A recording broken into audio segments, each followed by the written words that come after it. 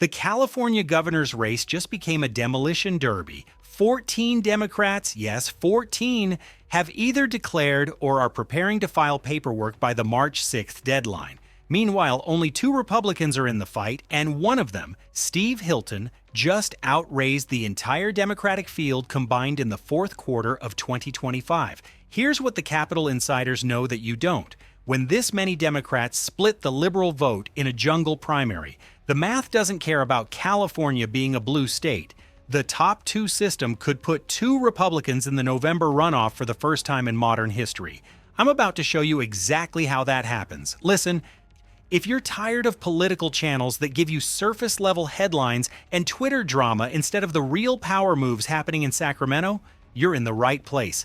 This channel exists for one reason: to give you the Capitol truth before the mainstream media even knows what questions to ask. We're not here to waste your time with fluff or tell you what you want to hear. We're here to break down the numbers, follow the money, and show you exactly how California politics actually works. So if that sounds like something you need in your life, go ahead and hit that subscribe button right now, because what I'm about to show you in the next 10 minutes is going to change how you think about this governor's race and maybe even how you think about California politics entirely. All right, let's get into it. You're watching the potential collapse of California's Democratic dominance in real time, and the mainstream media is burying the lead. They'll tell you it's a crowded field. They won't tell you that crowded fields and jungle primaries are suicide missions. Here's what you're getting in the next 10 minutes that you won't find anywhere else. I'm not just listing candidates like some Wikipedia page. I'm running the electoral math on how vote fragmentation works in California's top 2 system using actual precinct-level data from the 2018 and 2022 primaries. You'll see exactly how a Republican could finish second with just 13 to 15% of the total vote if the Democratic pie gets sliced thin enough. This race determines who controls an $18 billion budget deficit. Oh, who decides if the gas tax gets hiked again, and who has veto power over the next wave of housing mandates. The winner inherits a financial crisis that Gavin Newsom is leaving on the doorstep. If you're a California conservative, this is the first viable path to the governor's mansion since Arnold Schwarzenegger.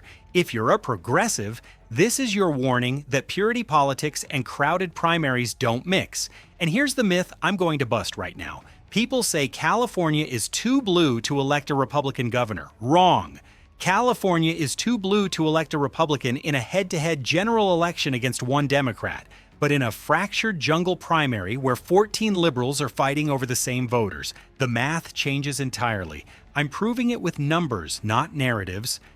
So let me start by explaining how California's jungle primary actually works, because this is the foundation of everything. Since 2010, California has used what's called a nonpartisan blanket primary. That's a fancy way of saying that every single candidate, no matter what party they're from, appears on one ballot, and the top 2 vote-getters advance to the November general election, even if they're both from the same party. The idea behind this system was to reduce extremism and empower moderate candidates. If you force everyone to compete in one big primary instead of separate party primaries, the theory goes, you end up with more centrist politicians who appeal to a broader range of voters. And in some cases, that's exactly what happened. But here's what the architects of this system didn't fully anticipate. What happens when you combine a jungle primary with a massively crowded field? You get vote fragmentation on a level that can completely destroy the majority party. Let me give you a real example from recent history so you can see how this works.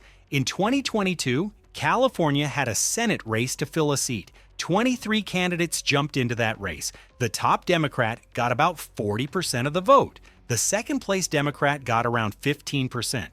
A Republican came in third with 12% and was locked out of the general election entirely.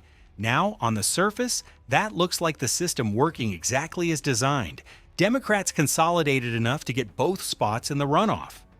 But here's the critical question. What if the Democrats hadn't consolidated? What if instead of one strong Democrat pulling 40%, you had 5 or 6 Democrats each pulling 8 to 10%?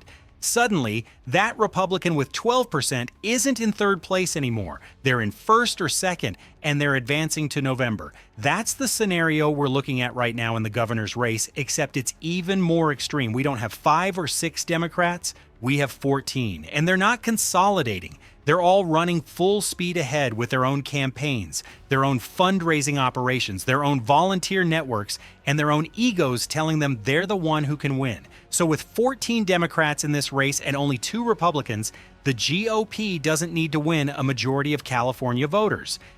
They don't even need to win 30%. They just need to avoid splitting their own base while Democrats destroy each other. If Steve Hilton can hold 15 to 18% of the vote and a second Republican pulls 8 to 10%, they could both outperform individual Democrats who are each pulling 5 to 9%. And in a top 2 system, that's all that matters. It's not about who has the best ideas or the most experience. It's about who finishes in the top 2 slots on June 2nd, 2026. Everything else is just noise. Now let me break down who these 14 Democrats actually are, because this isn't just a random collection of politicians. This is a perfect storm of progressives, moderates, and legacy politicians, and none of them are backing down. At the top of most polls right now is Katie Porter. She's a former U.S. representative, and she's leading with about 20% support. If you've seen her in Congress, you know her style. She's the populist, anti-corruption fighter with the whiteboard who goes after big banks and corporate executives. She has strong progressive credentials, but here's her problem. She alienates moderates. A lot of centrist Democrats and independent voters look at her and see someone who's too far left, too combative, too much of a Bernie Sanders-style progressive to actually govern a state as diverse and economically complex as California. So while she's leading in the polls, she's also got a ceiling. She's probably not going to get much above 25%, which means she's vulnerable if the field consolidates against her or if a Republican can grab 15 to 18% and slide into second place. Then you've got Eric Swalwell, who's currently a U.S. representative and polling at around 12%. Swalwell has a national profile from his role in the impeachment hearings against Donald Trump. He's been on cable news a lot, he's got name recognition, and he's running as a younger, more dynamic version of the typical California Democrat. But he's also got baggage. There have been federal investigations into his past associations, and while nothing criminal came of it, it's still a vulnerability that Republicans will absolutely hammer him on if he makes it to the general election. His 12% support is solid, but it's not growing. And that's a problem when you need to be moving up in the polls, not staying flat. Xavier Becerra is in the moderate lane, pulling about 8%. He's the former California Attorney General and currently serving as the Secretary of Health and Human Services under President Biden. Becerra has name recognition from his work defending the Affordable Care Act and suing the Trump administration dozens of times. But here's his issue. He's been in Washington, D.C. for too long. California voters are looking for someone who feels connected to the state's current problems. The housing crisis, the homelessness epidemic, the insurance meltdown, the budget deficit. Becerra feels like yesterday's politician, not tomorrow's governor. So he's stuck at 8% with nowhere to go. Antonio Villaraigosa is another legacy Democrat at about 8% in the polls. He was the mayor of Los Angeles from 2005 to 2013, and he's trying to rebuild the Latino coalition that once made him a powerhouse in California politics. But here's the brutal truth. His time was 2010, not 2026. The issues that made him popular back then, infrastructure, education reform, immigration, are still important, but the political landscape has completely shifted. Younger Latino voters don't feel the same connection to him that older generations did, and he's struggling to break through in a field where everyone is fighting for attention. 8% is his floor and probably his ceiling. Tony Thurmond is the current state superintendent of public instruction, and he's polling at around 6%. He's running as the progressive education reformer, and he has the backing of the California Teachers Association, which is one of the most powerful unions in the state. But here's his problem. Outside of education circles, he's invisible. Most California voters couldn't pick him out of a lineup. If you're not a teacher, a parent deeply involved in school board politics, or someone who follows education policy closely, you probably don't know who Tony Thurmond is. That's a major handicap in a statewide race where you need to appeal to everyone from tech workers in San Francisco to farmers in the Central Valley. Betty Yee is the former state controller, and she's polling at about 5%. She's the fiscal moderate in the race, the numbers expert who understands California's budget better than almost anyone else. In a normal political environment, that would be a huge asset. But this isn't a normal political environment. Voters aren't looking for someone who can explain the nuances of pension obligations and revenue projections. They're looking for someone with charisma, vision, and the ability to inspire people. Betty Yee has the competence, but she doesn't have the star power, so she's stuck in the low single digits. Then you have Tom Steyer, the billionaire climate activist who just jumped into the race in January of 2026. Steyer is reportedly willing to self-fund his campaign with up to $50 million of his own money.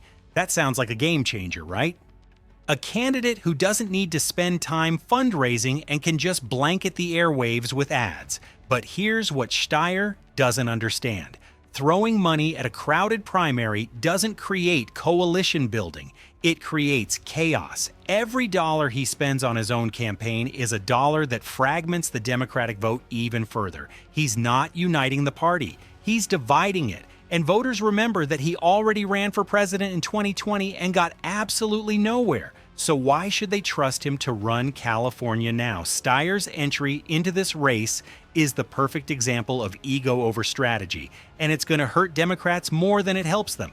Matt Mahan is the mayor of San Jose, and he's polling at around 4%. He's the moderate technocrat candidate with backing from Silicon Valley. In a different race, maybe a Senate race or a race for state treasurer, Mahan would be a strong contender. But in a governor's race where you need statewide name recognition and the ability to connect with voters in every corner of California, he's just not there yet. He's got the resume, he's got the money from tech donors, but he doesn't have the visibility. 4% is not going to cut it, and unless something dramatic changes, he's going to be a footnote in this race. And then there are 5 or 6 other candidates who are either exploring a run or have already filed paperwork but are polling at under 3%. People like John Slavitt, a tech entrepreneur who most Californians have never heard of. These are vanity candidates, people who are running because they can, not because they have a realistic path to victory. But every single one of them takes votes away from the Democrats who actually have a shot. Every single one of them makes the field more crowded, more confusing, and more chaotic. Now, let me be very clear about what this all means. This isn't a primary. This is a circular firing squad. Katie Porter and Eric Swalwell are splitting the progressive vote. Xavier Becerra and Antonio Villaraigosa are splitting the moderate vote. Tom Steyer is siphoning off wealthy liberals who think money can solve everything.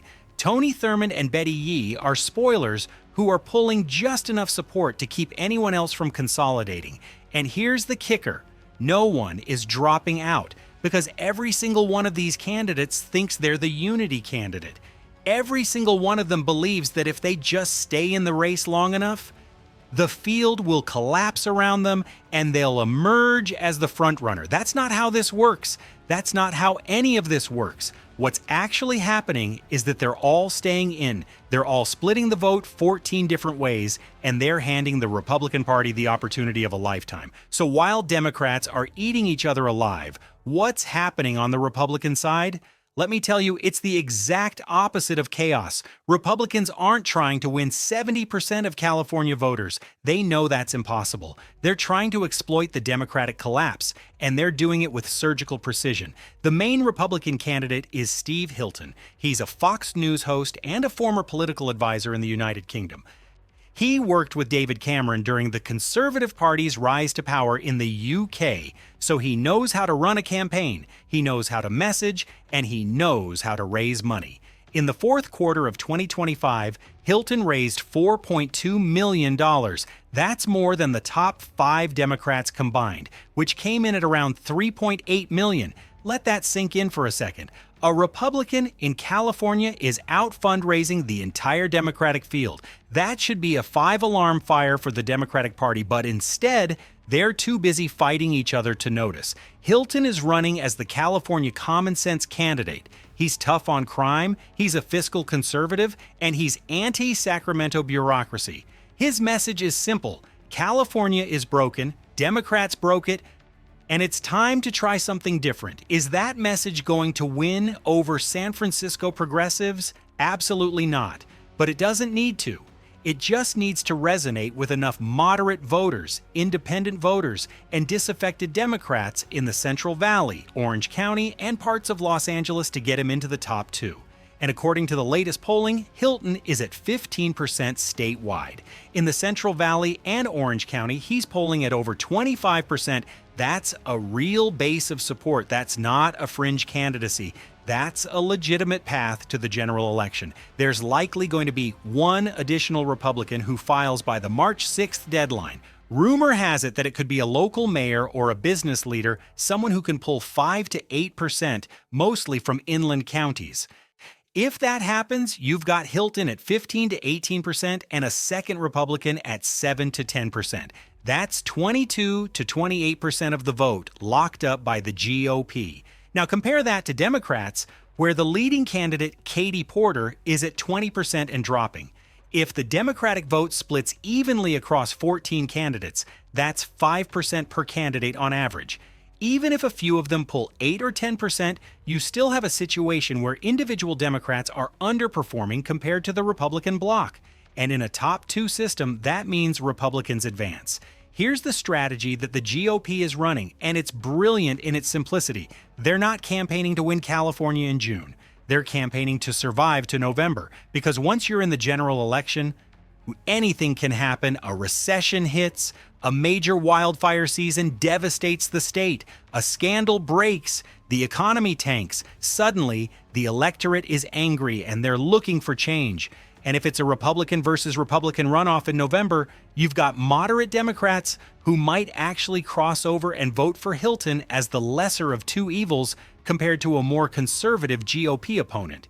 You've got independent voters who are exhausted by Democratic control and willing to try something new. You've got a national media narrative that California is now a battleground state, which drives turnout and attention. The GOP doesn't need to win this thing in June. They just need to get to November. And the math right now says they can do it. Now let's talk about the numbers.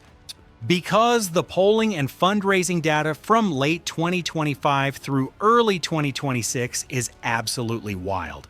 The most recent Emerson College poll from late January 2026 shows Katie Porter at 20%, Steve Hilton at 15%, Eric Swalwell at 12%, Antonio Villaraigosa at 8%, Xavier Becerra at 8%, and here's the number that should terrify every Democrat in California: 42% undecided. Let me say that again.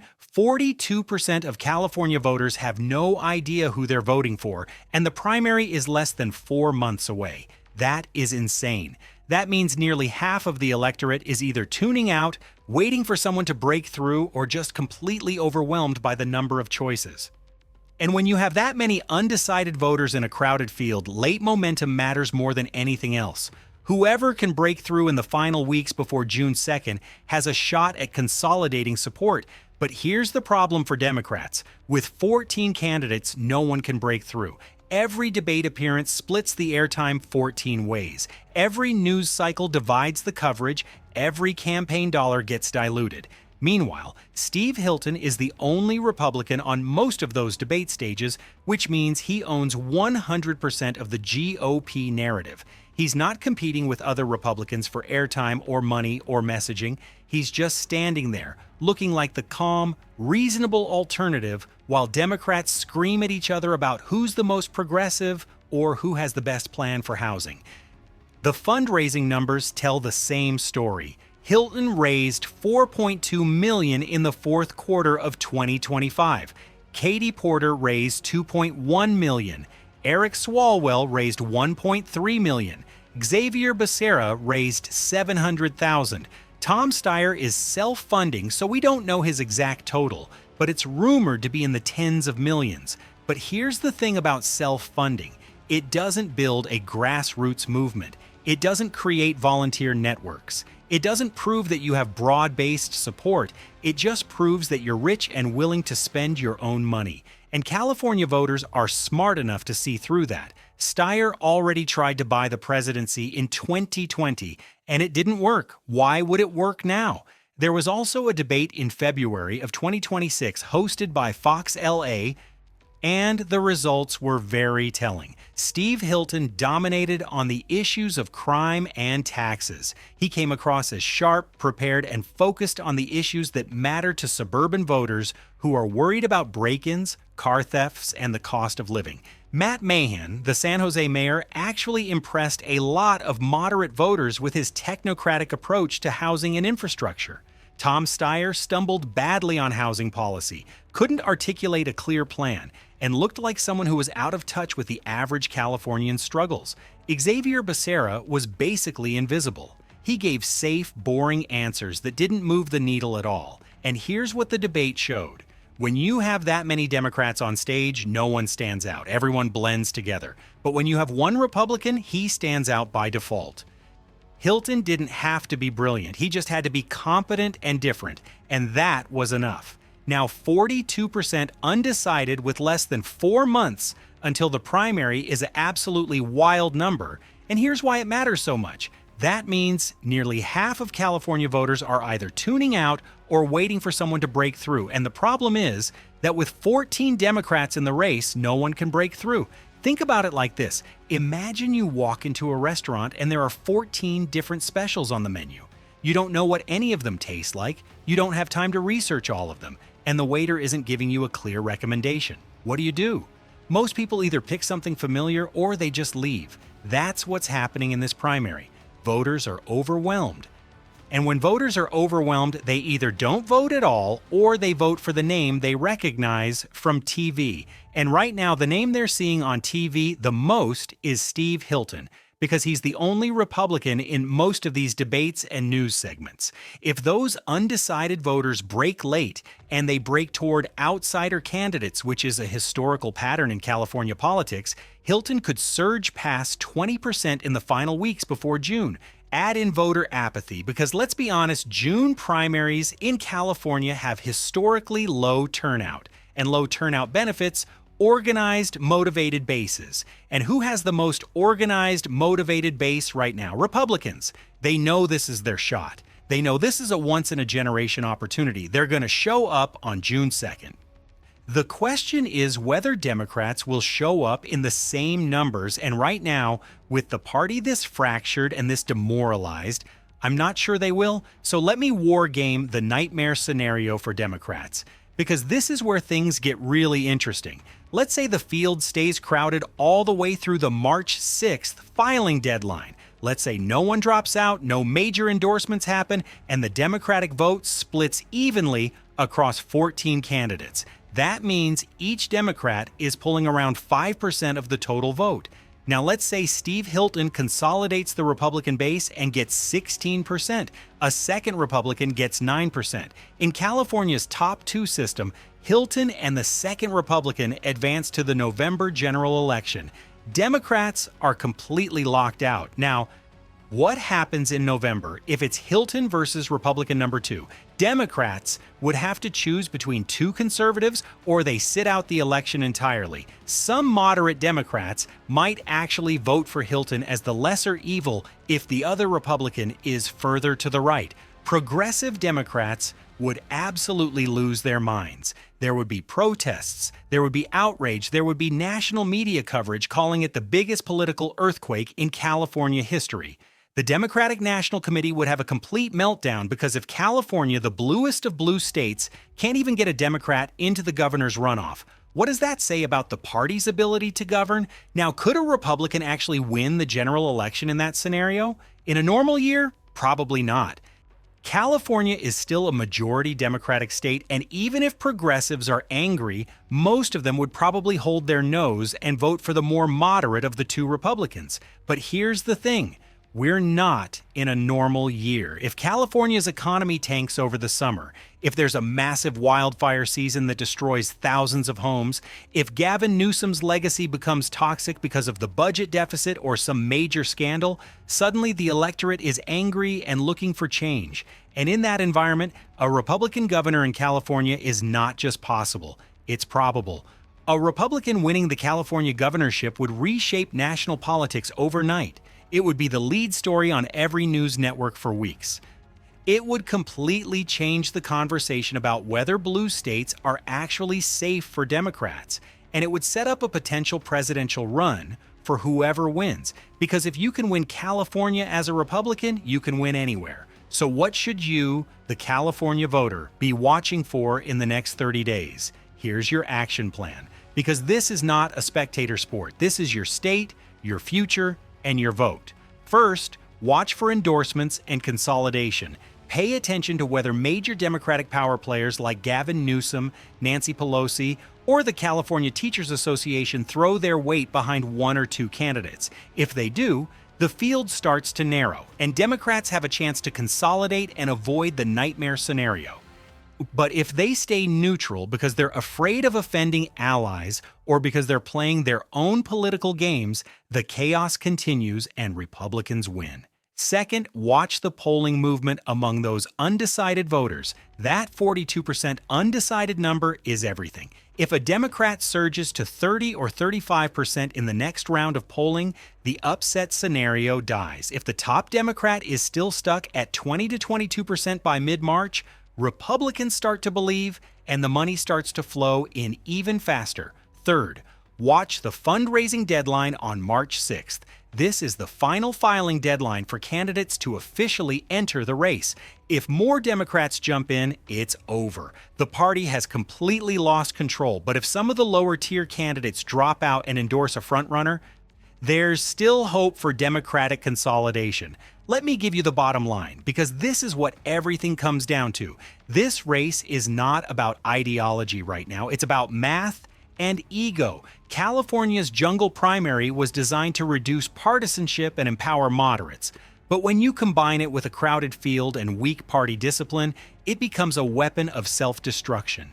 Democrats have 14 candidates because no one wants to be the person who gave up their shot. Everyone thinks they're the chosen one. Everyone thinks that if they just stay in long enough, the field will collapse around them and they'll emerge victorious. But that's not how this works. What's actually happening is that they're all staying in, they're all splitting the vote, and they're handing the Republican Party a golden opportunity. Republicans, on the other hand, have two candidates because they understand the game. They know that in a jungle primary with a crowded opposition, you consolidate, you don't fragment. You focus your resources, you focus your message, and you let your opponents destroy each other. The most important thing for California voters to understand is this: your vote matters more in a crowded primary than in any other election. When the field is this divided, 2 to 3% can be the difference between advancing to November and going home. If you're a Democrat and you care about keeping a Democrat in the governor's mansion, you need to start pressuring your preferred candidate's rivals to drop out. You need to make noise on social media. You need to call your local Democratic Party office. You need to demand that the party leadership step in and do something before it's too late.